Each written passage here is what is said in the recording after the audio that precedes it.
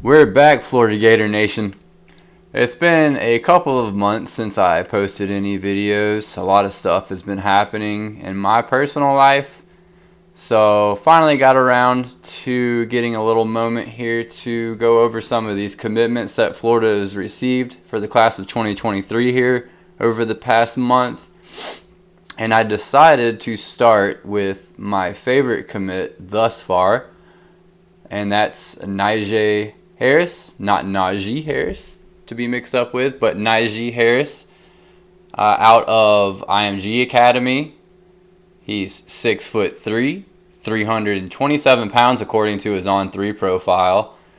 And he obviously comes from IMG Academy. As we all know, it's probably the most talented school in the country.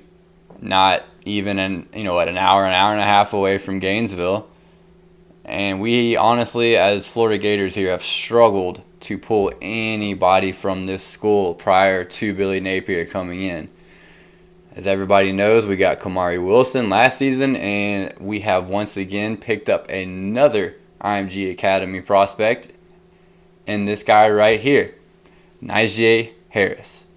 And we're going to watch his film, which is why most of you are here right now. We'll dive into the huddle film, and then we will go over how he stacks up with our projected roster. And obviously a major position of need here. I'm sure most Florida fans know how big of a need offensive line is. And I also believe, despite looking at his rankings here, which we'll go over in a second, I think he is honestly one of the best guards I've come across as far as watching films on. He is an extremely impressive run blocker, really mobile for his size, and we'll get into all that here in a second. But just starting off with his rankings here, as you can see, he's a consensus 3-star and 88.78 on 3. He's an 87 on 247 Sports.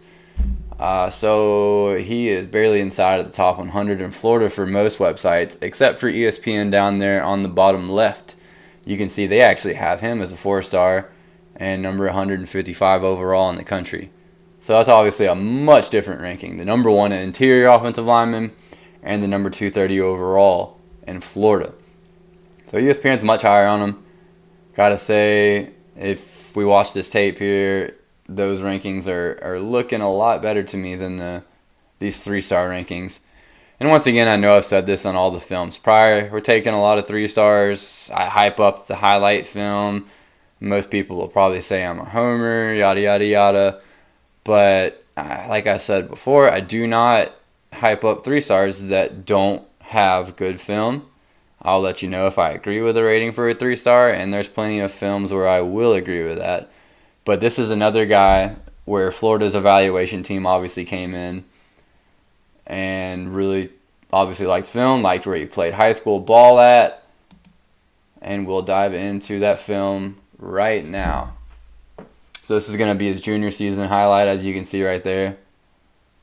6'4", 330 according to that. He's 6'3", 6'4", doesn't really matter. You can see here he is a massive specimen, big legs.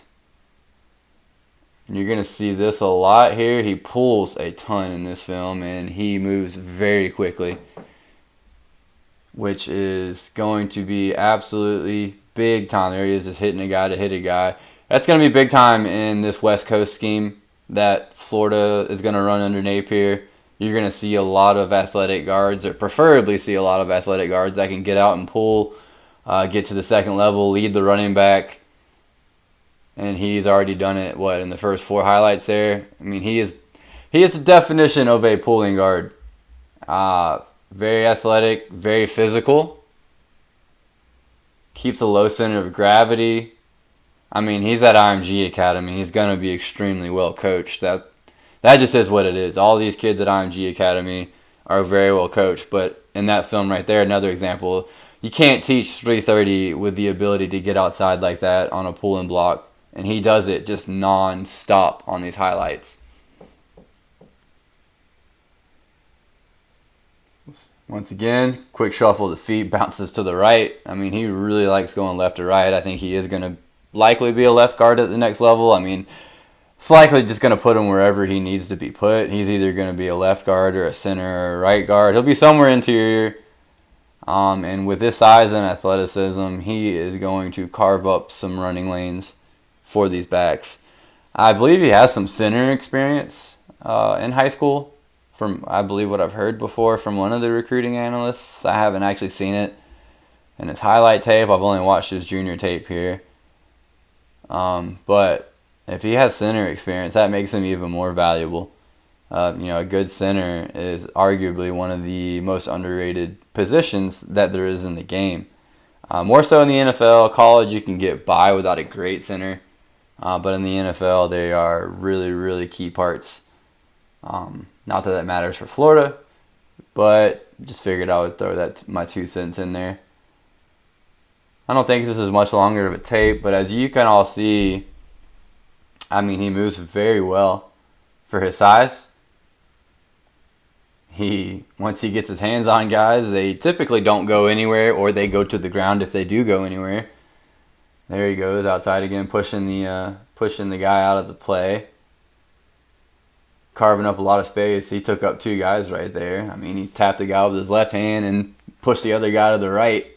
Couldn't even see the guys in the frame for a second. He's a wide load. He's got an NFL, not necessarily an NFL body already, but he has an NFL build. That was a nice run. Without a doubt, he already has an NFL build. Body. I messed that up. And probably can quickly shape him or sculpt him into an NFL body. I would project by his second year, this is how much I like his film, I think by his second year, he'll at least be in the rotation. And then by year 3, he is going to be a definite starter. And I wouldn't be surprised if we're giving him, all SEC first team or all SEC second team by the end of that 3rd year on campus. I think this guy is going to be an absolute force under Napier and is going to open up a lot of lanes. He's going to help the run game significantly. And as we all know, and that's the end of his highlight tape right there, as we all know, Napier loves running the ball. He likes having good running backs. He likes having big, athletic offensive linemen. He brought one of them over from Louisiana Lafayette and Osiris Torrance. And I think Knijeah Harris actually could be, if not an immediate replacement, pretty shortly after Osiris Torrance leaves the roster to the NFL there, whether or not he leaves this year or next. So we will go look at our offensive line. So what I have not included yet, this is going to be our roster from last year. As you can see, some of the seniors and everybody that's already gone or transferred are up here in red. I've removed them from the count. I have not got around to doing our 2022 roster. I want to see the rest of the freshman class come on board before I officially count that. So I want to get, the end of summer or fall is when you'll start seeing the newest updated roster start counting in these numbers. But I have accounted for the freshmen that are projected to be on the roster. You're just not going to see them right here. But we go here and we look at the offensive line. Obviously, I do not have it split up by tackle or a guard or a center. One of these days I might do that. It's just because in high school rankings right now, they do not have them split up by tackle or guard, just because you see so many projected tackles switch to guard or so many projected guards switch to center. I think they just decided to just name everybody an offensive lineman. So for now, they're obviously different positions, but they're all one unit trying to do the same thing. So we'll just go along with that. Here's our current projected starting lineup on the offensive line. You'll see the first string right here in the depth chart that I have highlighted. We're going to likely have Richard Gourage at left tackle. We're likely going to have, in my opinion, Josh Braun should get the right tackle role. And then we're going to have Ethan White is going to be one of our interior guys. And for now, I'm going to go Richie Leonard. That was projected. That's going to be Osiris Torrance. Like I said before, that's going to be changed when the rosters get updated. If that's confusing, I'm sorry. But ignore Richie Leonard right here. This is going to be Osiris Torrance. It's going to be a great interior guard. And then, of course, Kingsley Ugalkin at center. So, overall, I mean, our first-string offensive line, if Josh Braun can perform, we've seen flashes from every other guy that's on the line. I think it could be a really good unit. But what we were worried about here is just the overall depth. You can see, once we get past second string, there's nobody else. You should have at least 3 or 4 guys projected on your depth chart on the offensive line. We're talking about 5 men on a unit. You need to have at least half of that filled up in the third string, and then that's not even factoring in walk-ons. The walk-ons would make up the rest of it. So, in my opinion, we'll go look over here at, we've done them before in the videos, the position scores and the positions of need. You can see here on the offensive line, in my opinion, you need 16 on an 80-man roster. I mean, you could argue it could be 14 or 15, but I went 16. I like having as many offensive linemen as possible. Guys get hurt there all the time because of all the, the banging and people running into the back of their legs, side of their legs, head clashes, you name it. These guys are in there in the nitty-gritty of it all. So it's going to be a lot of injuries here, so you need to load up on as many people as possible. But either way, we're obviously way short of where I wanted us to be. And you can see our projected score on 2022. This is going to factor in our freshman class coming in.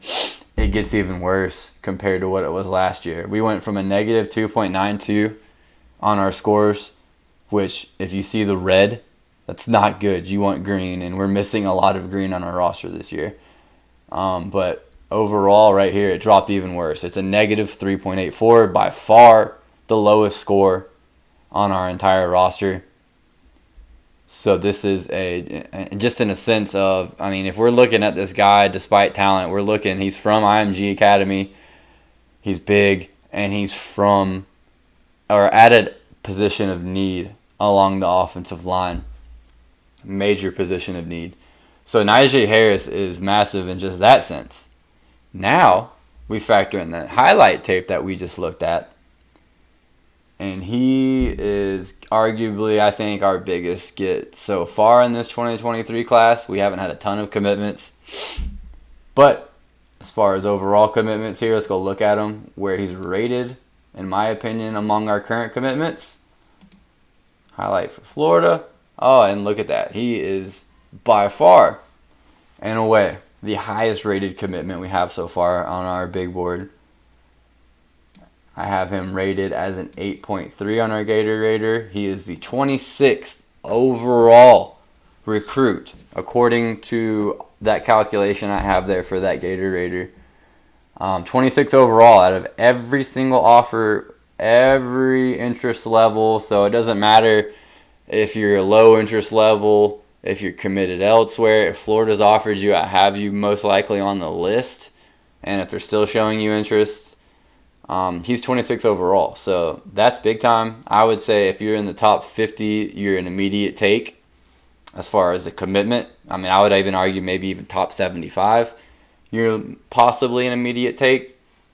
That's debatable. I would probably say top 50 would be a better answer there. But either way, Knijeah Harris is the top overall current commitment, with Aaron Gates, Creed Whittemore, Bryce Levette, and Tyree Patterson following. We'll go over all of them in a future date. I just wanted to get the guy I liked the most out first. He wasn't necessarily the most recent commitment. That was Bryce Levette, another offensive lineman. But the difference in their scores is massive. So there is Knijeah Harris. Hope you guys enjoyed the highlights, enjoyed the video. You can, while I'm scrolling around here, I can show you guys what our current big board looks like. You've seen it before in prior videos. I've really got around to updating a lot of it recently. I had a few guys that are missing. I probably still have some guys that are missing, but shouldn't be any of the major targets. And you should recognize all these names. And again, we have Knijeah Harris right here at 26. You can see him compared to some other targets on the board. Arch Manning right above him.